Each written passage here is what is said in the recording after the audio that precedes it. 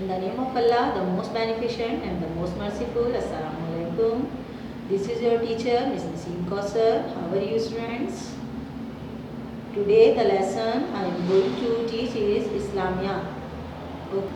Okay students, last वक्त हमारा क्या था? रसूलुल्लाह सल्लल्लाहु अलैहि वसल्लम के अखलाक के हमने सवाल जवाब किए थे, MCQs किए थे और बुक वर्क किया था. अब आज हमारा नया लेसन स्टार्ट होगा. ओके स्टूडेंट्स, हमारा नया लेसन है रवादारी. स्टार्ट करती हूँ मैं रीडिंग. मैम की रीडिंग सुने और मैम के साथ साथ रीड भी करें आप लोग. रवादारी के मायने किसी का लिहाज करना, दूसरों के अंदाज और बातों को नागवारी के बावजूद बर्दाश्त करना, किसी की रियायत करना. रवादारी का एक और मफहूम माफ़ी के मानी में भी लिया जाता है. जिस माशरे में रवादारी और दरगुजर आम होता है वो माशरा पुरअमन और पुरसकून होता है. वहाँ लोग एक दूसरे का ख्याल रखते हैं, उनमें लिहाज और मुरव्वत के जज्बात पाए जाते हैं और माशरा मिसाली बन जाता है. रवादारी के मायने क्या हैं? यानी हमें हर किसी के साथ यानी उनका लिहाज, यानी हर कोई किसी के अंदाज़, हमें उनकी बातों का हर चीज़ को नज़रअंदाज कर देना और उनके साथ हमें रियायत यानी कि उनका ख्याल रखना क्या कहलाता है? रवादारी कहलाता है. और इसके एक मफहूम क्या है रवादारी का? माफ़ी, यानी कि हमें हर किसी को माफ़ भी कर देना चाहिए. यानी हमें किसी से कोई गलती हो जाए तो हम उसकी माफ़ी यानी कि उसको दे दें हम. तो उसके मायने भी क्या है? यानी रवादारी के जो मफहूम है वो माफ़ी के मायने में भी लिया जाता है. अगर हम अपने माशरे में रवादारी के साथ रहेंगे तो हमारा माशरा क्या होगा? पुरसकून और पुरअमन हो जाएगा हमारा माशरा. क्यों? जब हम एक दूसरे का ख्याल रखेंगे, उनके जज्बात का, तो हमारा माशरा क्या होगा? मिसाली माशरा बन जाएगा. नेक्स्ट पैरा है हमारे प्यारे नबी सल्लल्लाहु अलैहि वसल्लम रवादारी में अपनी मिसाल आप थे. आप सल्लल्लाहु अलैहि वसल्लम ना सिर्फ ज़्यादती करने वालों को बल्कि अपने जानी दुश्मनों को भी माफ़ फरमा दिया करते थे, जिसका नतीजा ये निकलता था कि दुश्मन भी आप सल्लल्लाहु अलैहि वसल्लम के गर्विदा हो जाते थे. हमारे प्यारे नबी सल्लल्लाहु अलैहि वसल्लम तो मिसाल आप थे. वो तो हर किसी के साथ खुश अखलाकी, रहमदिली से पेश आते थे. यानी उनके तो अपने जानी दुश्मनों के साथ भी उनका सलूक जो होता था वो रवादारी का होता था सलूक, और उनको माफ़ कर देते थे वो. और इसी वजह से जो उनके दुश्मन थे वो भी उनके गर्विदा थे, यानी वो भी उनको अपना समझते थे. झेल में हम हजूर सल्लल्लाहु अलैहि वसल्लम की रवादारी के चंद वाक़यात पेश कर रहे हैं. अब नीचे यह वाक़या बयान किया जा रहा है हमारे हजूर सल्लल्लाहु अलैहि वसल्लम के दौर का. एक मरतबा आप सल्लल्लाहु अलैहि वसल्लम एक दरख्त के नीचे आराम फरमा रहे थे कि एक काफिर वहाँ पहुँच गया और तलवार सूंघ कर कहने लगा, आज आप सल्लल्लाहु अलैहि वसल्लम को मुझसे कौन बचा सकता है?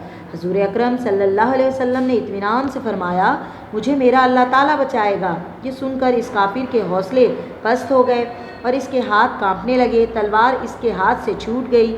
आप सल्लल्लाहु अलैहि वसल्लम ने आगे बढ़कर तलवार उठा ली और काफिर से फरमाया, बता अब तुझे कौन बचाएगा? काफिर बोला, आप सल्लल्लाहु अलैहि वसल्लम बचाएंगे. क्या समझ में आया बच्चों इस पैराग्राफ से आपको कि जब हमारे वसल्लम एक दरख्त के नीचे आराम कर रहे थे तो एक काफिर उनके पास आया और तलवार निकाल कर उनको कहने लगा कि आज कौन बचाएगा तुझे? हजूर अकरम सल्लल्लाहु अलैहि वसल्लम ने इत्मीनान से जवाब दिया कि मुझे मेरा अल्लाह ताला बचाएगा. तो उसकी ये बात सुन के काफिर जो था वो एकदम उसको परेशान हो गया वो, और उसके हाथ कांपने लग गए और उसके हाथ से जो तलवार थी वो नीचे गिर गई. तो हमारे हजूर सल्लल्लाहु अलैहि वसल्लम ने वो तलवार उठा ली. अब वो काफिर से पूछने लगे कि अब तुझे कौन बचाएगा? तो वो बड़े उससे कहने लगा कि आप बचाएंगे मुझे. यानी उसे पता था कि हमारे हजूर जो हैं वो उसको बचा लेंगे, उसे कुछ नहीं कहेंगे. स्टूडेंट्स आपने सुना, देखा आपने, यहाँ सेंटेंस दिया हुआ है मुझे मेरा अल्लाह ताला बचाएगा. आप ये देखें कि ये उनको कितना यकीन था. यानी जब अल्लाह ताला का नाम ले लिया हजूर ने, इत्मीनान से वो रहे. तलवार भी उनके ऊपर आ गई तो वो इत्मीनान से ही रहे हमारे हजूर, और कहा मुझे मेरा अल्लाह बचाएगा. और जैसे ही अल्लाह का नाम लिया तो सामने काफिर जो था वो अल्लाह का नाम सुनते ही उसके ऊपर खौफ तारी हो गया कि उसके हाथ से तलवार छूट गई और एकदम से वो तलवार जो थी वो हजूर के हाथ में आ गई.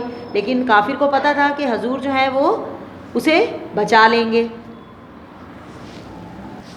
ओके स्टूडेंट्स, अब हमारा नेक्स्ट पैरा है. आप सल्लल्लाहु अलैहि वसल्लम ने उसे कलमा पढ़कर इस्लाम लाने की दावत दी, लेकिन उसने कहा मैं कलमा तो नहीं पढ़ सकता, अलबत्ता ये वादा करता हूँ कि نہ تو آپ صلی اللہ علیہ وآلہ وسلم کے ساتھ کبھی جنگ کروں گا اور نہ ہی ان لوگوں کے ساتھ رہوں گا جو آپ صلی اللہ علیہ وسلم کے ساتھ جنگ کرتے ہیں۔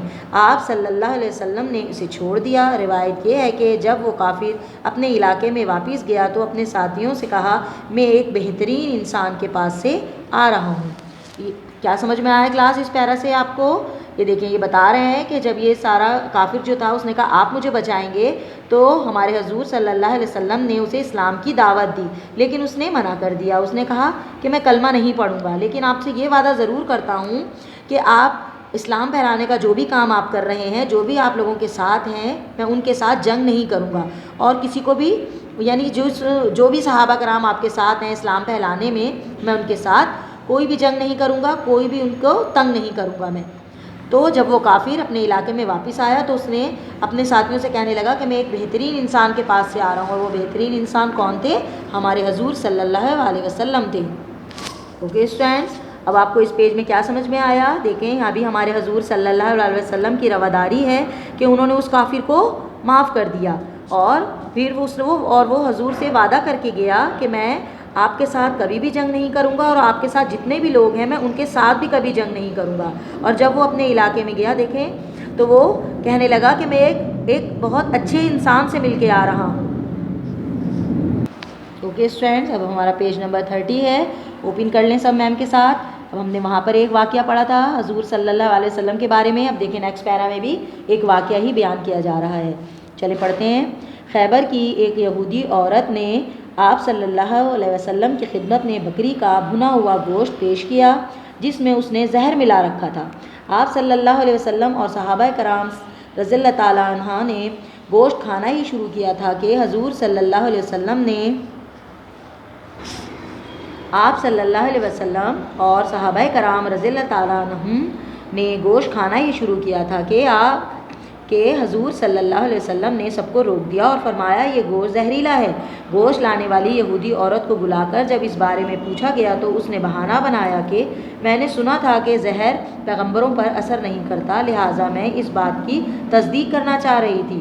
حضور اکرم صلی اللہ علیہ وسلم کو یہ پتہ چل گیا کہ وہ عورت آپ صلی اللہ علیہ وسلم کی جان لینا چاہتی تھی، مگر آپ صلی اللہ علیہ وسلم نے اسے نہ صرف معاف کر دیا بلکہ اس سے کوئی باز پرس بھی نہیں کی۔ اس پیرا سے کیا سمجھ میں آیا کلاس؟ اب اس واقعے میں کیا بیان کیا جا رہا ہے کلاس؟ دیکھیں خیبر کی ایک یہودی عورت تھی، اس نے ہمارے حضور اور ان کے صحابہ کرام کے سامنے بھنا ہوا گوشت رکھا اور اس میں زہر ملا دیا، اور جیسے ہی حضور صلی اللہ علیہ وسلم کے سامنے آیا وہ کھانا تو ہمارے حضور کو وہی نازل ہو گئی کہ اس کھانے میں زہر ملا ہوا ہے، تو اس لیے نہ وہ کھانا انہوں نے خود کھایا اور نہ اپنے صحابہ کرام کو کھانے دیا۔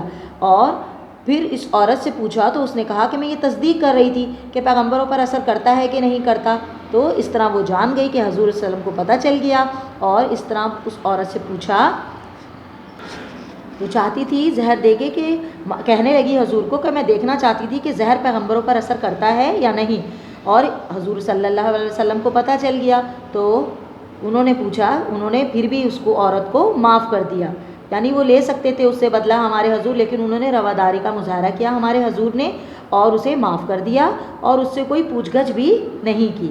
اس پیرا سے کیا سمجھ میں آیا کلاس؟ ہمارے حضور صلی اللہ علیہ وسلم کی رواداری، اور ہمیں بھی ہر کسی کے ساتھ اسی طرح ہی پیش آنا چاہیے کہ کوئی بھی غلطی کوئی کر دے تو ہمیں اسے معاف کر دینا چاہیے۔